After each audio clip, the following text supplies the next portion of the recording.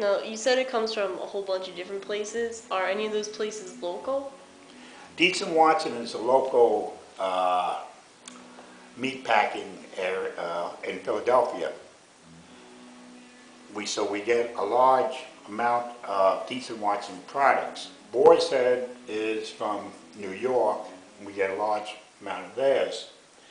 Now the low quality products can be from Pennsylvania, from New York, from Delaware. It depends. From Virginia, Smithfield is from Virginia.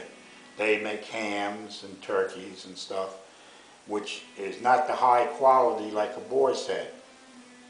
But every product we get is approved by the military, and it must have an expiration date label on its package. Otherwise, we cannot accept it.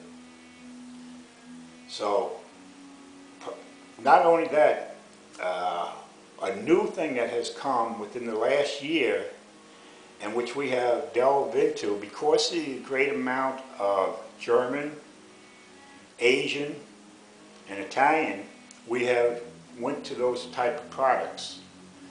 So basically, some of our products is coming from as far away as China, Wow. the Philippines, Italy, Germany, and that is a very interesting part of our business, which has grown tremendously. We started out with a 4-foot section in McGuire Air Force Base, which is now a 24-foot section. At Fort Hamilton, we started with a 2-foot section, which is now 12-foot section. So each base is moving up, and the amount of what we sell from other countries. Again, it has to be approved. But you would see that most of the products from overseas has a longer shelf life than the products from America. They're better preserved than what Americans have. So does that mean it's better quality than It American? doesn't mean it's better quality. It's just better preserved. Do you have any organic choices? We have started with organic about 2 years ago. It didn't catch on right away. I imagine there's flavor issues involved with that. Most of our customers in the, again I'm going to use McGuire Air Force Base since that's the closest base and it's also our largest by far. Most of the customers there are retirees. Retirees are very hard people to change. And they've been set in their ways for a long time, so organic is not really something that they're looking for. Now that the younger, the base is expanding and you have a younger group coming in and people more aware of organic, we are trying to handle it. We have a bread line that we sell that's organic. We have tried cold cuts, but the price is just too much for them. And once the price goes down, I imagine that will also move. But it's a slow process, and it depends where you're at. In Brooklyn, where Fort Hamilton is, and in West Point, we sell more organic food than here. And I can't tell you the real reason why. It just could be neighborhoods. I really don't know. I know McGuire does not push as hard on that. Is the food that you provide better than something you can get in the grocery store? Is it on par? Is it? Well, it depends on your grocery store. If you're talking about a supermarket, say ShopRite. ShopRite uses a Dietz and Watson brand, but Dietz and Watson makes a brand for them, which is called Black Bear.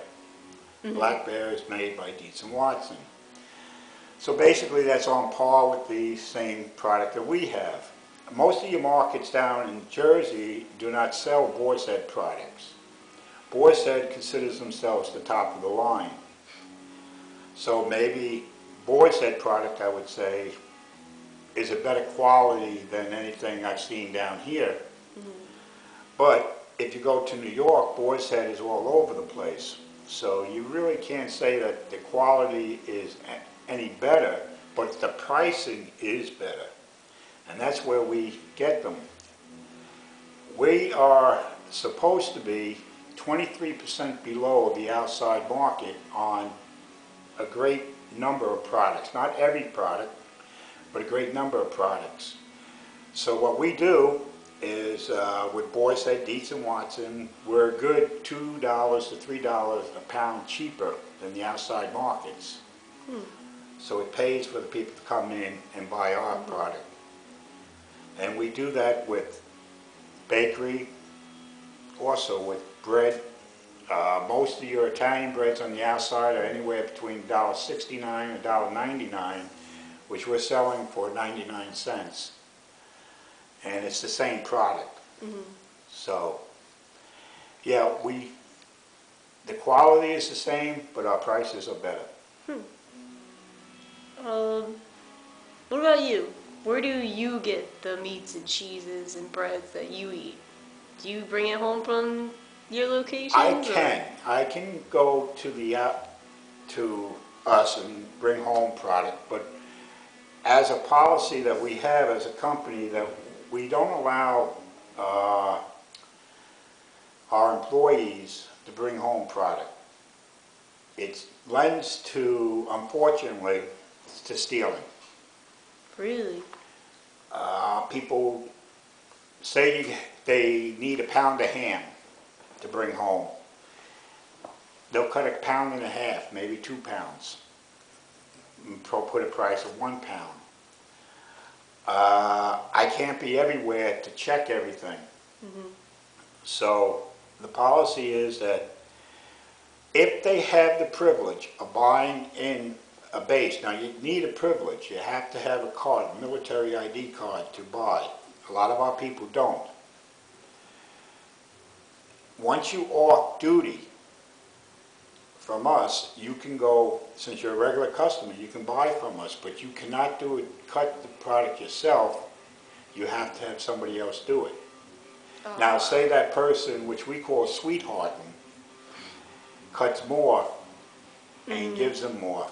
They both could stand to lose their job.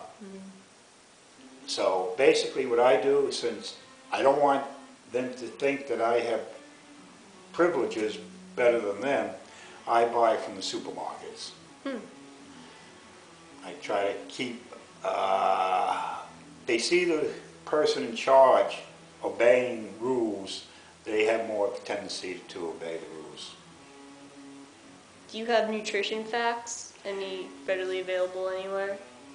Every item that we have has nutrition facts on the label somewhere.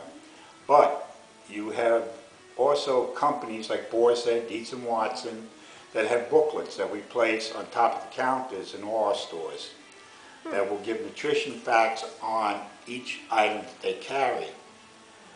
We have it in bread, where now it's a law where you have to put on your label nutrition facts on bakery items. So each item that we sell has those facts on it. So it's expensive, but it's now, which is a good thing, that the state has even bought into it. And you're going to see more and more of that, where people years ago were getting sick on items that they were allergic to because they didn't know what's in it, what's in a product.